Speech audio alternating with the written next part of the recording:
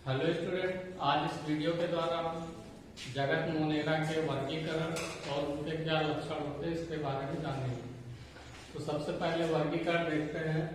तो मोनेरा जगत, जैसे हमें पता ही है कि पृथ्वी पर पाए जाने वाले जितने भी जीव हैं उन्हें आर.एच. व्हिटेकर ने 5 जगतों में डिवाइड किया था, जिनमें से मोनेरा, प्रोटिस्टा, कवक, पादप और जंतु जगत आते हैं।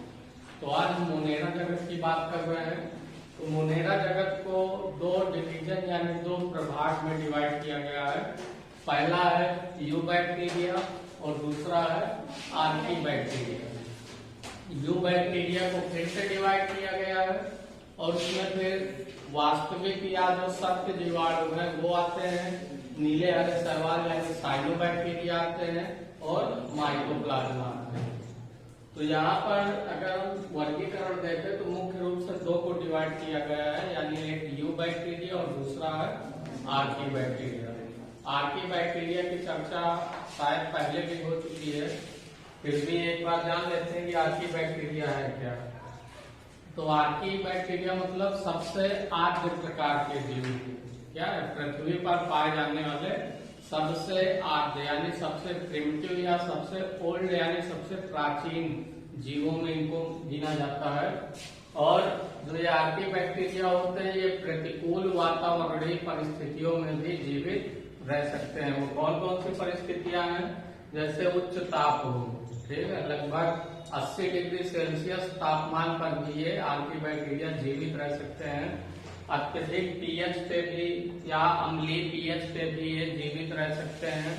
और अत्यधिक लवणीय सांद्रता यानी लवण नमक की सांद्रता जहाँ ज्यादा होती है वहां पर भी ये जीवित रह सकते हैं। गर्म झरनों पर भी जीवित रह सकते हैं और ऑक्सीजन की अनुपस्थिति होती तो भी ये जीवित रह सकते हैं। और जो ये मीथेनोजन जीवाणु जो होते हैं उन्हें ही हम आर्की बैक्टीरिया कहते हैं, यानी ये मीथेन का उत्पादन करते हैं या गोबर गैस जो बनती है तो वो आर्की बैक्टीरिया ही होते हैं, गोबर गैस बनाने में जो जीवाणु होते हैं। इसके बाद यू बैक्टीरिया की बात की जाए तो यू बैक्टीरिया में जो जीवाणु होते हैं यानी जो ट्रू यानी वास्तविक जीवाणु है वो सभी आते हैं। इसके अलावा माइकोप्लाज्मा आता है और नीले हरे शैवाल। नीले हरे शैवाल ये कैसे होते हैं, प्रकाश संश्लेषी जीवाणु होते हैं, यानी इनमें प्रकाश संश्लेषण की क्रिया हो सकती है। इनमें फाइकोसाइनिन नामक वर्णक पाया जाता है जिस कारण से इन्हें हम नीले हरे शैवाल कहते हैं। और क्योंकि इनके लक्षण बैक्टीरिया से मिलते हैं इसलिए इन्हें हम साइनोबैक्टीरिया कहते हैं। अब अगर लक्षणों की बात की जाए तो मोनेरा जगत का मतलब, मोनेरा का मतलब क्या होता है, एकल यानी सिंगल, यानी इसमें वे जीव आते हैं जो एक कोशिकीय होते हैं। और मोनेरा जगत के सभी सदस्य प्रोकैरियोट्स होते हैं, यानी इनमें प्रोकैरियोटिक कोशिका पाई जाती है। सेकंड, इसके अंतर्गत आने वाले जीव अति सूक्ष्म होते हैं और इन्हें केवल माइक्रोस्कोप यानी सूक्ष्मदर्शी के द्वारा ही देखा जा सकता है। अगर इनकी लंबाई की बात की जाए तो 1 से 5 माइक्रोन तक इनकी लंबाई होती है। इनमें सत्य केंद्रक का भाव होता है। सत्य केंद्रक यानी जो वास्तविक केंद्रक होता है कोशिका के अंदर, वो इन प्रोकैरियोटिक कोशिकाओं में नहीं पाया जाता है। उनके स्थान पर इसमें क्या पाया जाता है, न्यूक्लियाड यानी आरंभिक केंद्रक पाया जाता है। यानी दोनों में अंतर क्या है, आरंभिक केंद्रक और वास्तविक केंद्रक में। तो जैसे वास्तविक केंद्रक में केंद्रक कला पाई जाती है, केंद्रिका पाई जाती है, जिस कारण से केंद्रक के अंदर के जो भी आनुवांशिक पदार्थ हैं वो केंद्रक के अंदर ही रहते हैं, बाहर कोशिका द्रव्य में नहीं जा पाते हैं। तो जो प्रोकैरियोटिक कोशिकाएं होती है उनमें जब केंद्रक कला और केंद्रिका नहीं पाई जाती है तो जो इनका केंद्रकीय पदार्थ होता है वो कोशिका द्रव्य में भी चला जाता है। तो इस प्रकार का जो केंद्रक होता है उसे हम आरंभिक केंद्रक या न्यूक्लियाड कहते हैं।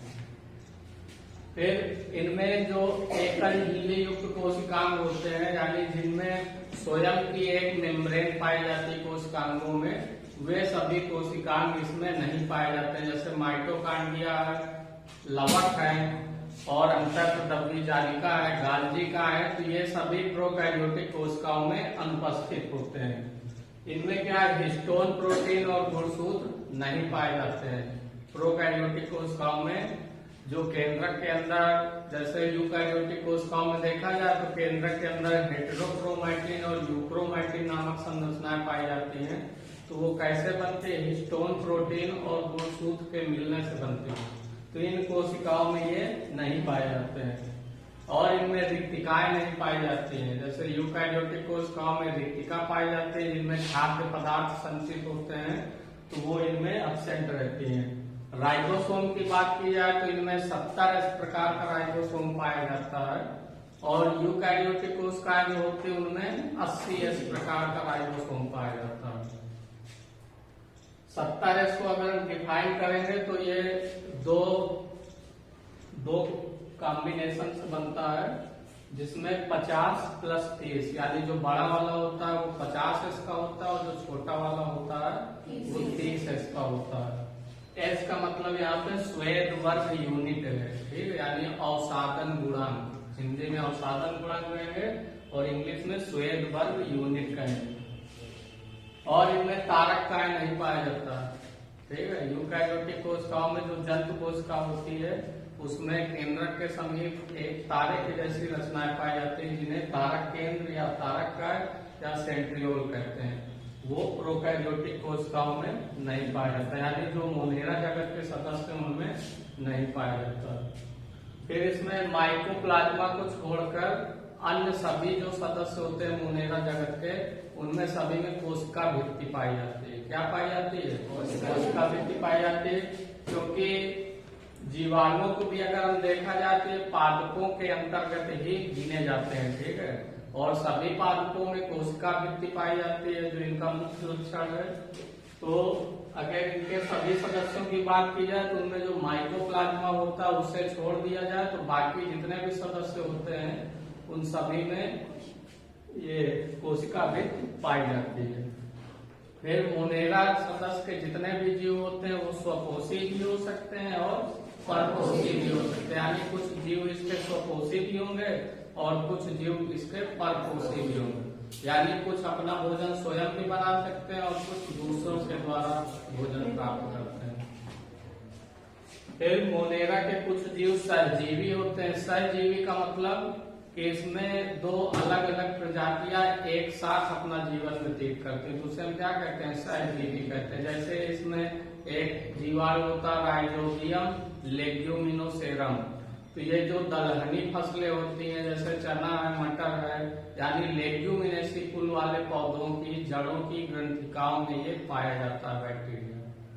राइजोबियम जो जीवाणु है कहाँ पाया जाता है, जैसे मान लीजिए कि मटर है, चना है, तो जो उस पौधे की जड़ होंगी तो वहाँ गांठ टाइप की होती हैं। अगर देखिएगा जाके तो चने या मटर में जड़ों में कुछ गांठे जैसी संरचनाएं होती हैं, तो वहां पर ये राइजोबियम लेग्यूमिनोसेरम जीवाणु उपस्थित रहता है। तो ये क्या करता है, वातावरण से नाइट्रोजन का स्थिरीकरण करता है, यानी पौधे को नाइट्रोजन की पूर्ति कराता है। तो इस कारण से क्या होता है, और ये अपना पोषण भी पौधे से ही प्राप्त करता है। तो दोनों में कॉम्बिनेशन चल रहा है ना, यानी राइजोबियम लेग्यूमिनोसेरम जीवाणु को भी फायदा हो रहा है और उस पौधे को भी फायदा हो रहा है। तो दोनों लाभान्वित हो रहे हैं, दोनों एक साथ रह रहे हैं और एक दूसरे को लाभ पहुंचा रहे हैं। तो इसे हम क्या कहते हैं, सहजीवन कहते हैं, और इस प्रकार रहने वाले जीवों को सहजीवी कहते हैं। अब लाभ क्या पहुंचाता है, पौधे को तो ये नाइट्रोजन की पूर्ति करा रहा है, बदले में पौधे इसको पोषण दे रहा है। फिर अगला इनमें जनन कायिक या लैंगिक प्रकार का होता है, यानी लैंगिक जनन इनमें नहीं पाया जाता है। कौन सा जन्म पाया जाता है, कायिक या अलैंगिक जन्म पाया जाता है। फिर अभी इसके बारे में चर्चा हुई है कि मोनेरा के कुछ सदस्य प्रतिकूल वातावरणीय परिस्थितियों में भी रह सकते हैं, तो उन सदस्यों को हम क्या कहते हैं, माइकोप्लाज्मा कहते हैं। नहीं, माइकोप्लाज्मा नहीं, आर्किबैक्टीरिया कहते हैं, ठीक है। अब यहाँ पर कुछ वैज्ञानिकों के नाम दिए हुए हैं जो मोनेरा जगत से संबंधित, या हम कह लें कि जीवाणुओं से संबंधित। अब मोनेरा जगत की बात आती है तो ये समझ लो कि प्रोकैरियोटिक जीवों की बात हो रही है, और उसमें जीवाणु ही आते हैं प्रोकैरियोटिक कोशिकाओं, ठीक है। तो जैसे जीवाणु विज्ञान का जनक किसे कहा जाता है, तो एंटोनी वान ल्यूवेनहॉक को कहा जाता है।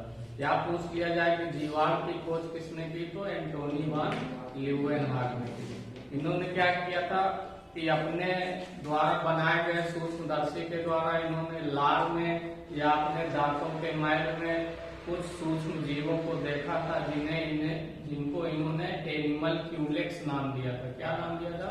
एनिमल क्यूलेक्स नाम दिया था। फिर बाद में एक वैज्ञानिक हुए, उन्होंने उन जो एनिमल क्यूलेक्स उनको जीवाणु नाम दिया। अगर बात की जाए सूक्ष्म जैविकी, सूक्ष्म जैविकी का मतलब सूक्ष्म जीवों का अर्थ है, ठीक है। सूक्ष्म जीवों में बहुत सारे आ जाते हैं और केवल पर्सनली जीवाणु की बात की जाए, क्योंकि जीवाणु भी सूक्ष्म जीव है, तो अगर केवल सूक्ष्म जैविकी की बात की जाए तो उसमें सभी सूक्ष्म जीव सम्मिलित हैं। तो सूक्ष्म जैविकी का पिता किसे कहा जाता है, माइक्रोबायोलॉजी का, तो लुईस पास्चर को कहा जाता है, क्योंकि इन्होंने स्वतः जननवाद नामक प्रयोग किया था। उसके द्वारा इन्होंने बताया था कि जीव की उत्पत्ति अपने आप नहीं होती है, वो जीवाणुओं के द्वारा ही होती है। फिर इसमें आधुनिक जीवाणु विज्ञान का जनक कौन? अगर केवल जीवाणु विज्ञान का जनक पूछा जाए तो एंटोनी वान ल्यूवेनहॉक। अगर आधुनिक यानी मॉडर्न में पूछ लिया जाए तो कौन है? Robert Koch. ये आधुनिक जीवाणु विज्ञान के जनक है।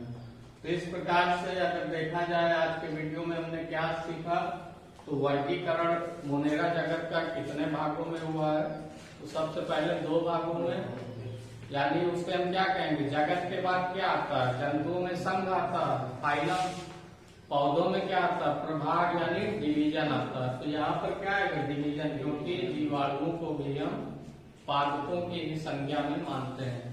तो ये 2 भागों में डिवाइड होता है, कौन सा, यू बैक्टीरिया और आर्की बैक्टीरिया। फिर यू बैक्टीरिया बाद में फिर से डिवाइड हो गया, यानी कुछ जो वास्तविक जीवाणु हैं और कुछ नीले हरे सवाल है और कुछ माइक्रोप्लाज्म, और आर्की बैक्टीरिया को अलग रखा गया।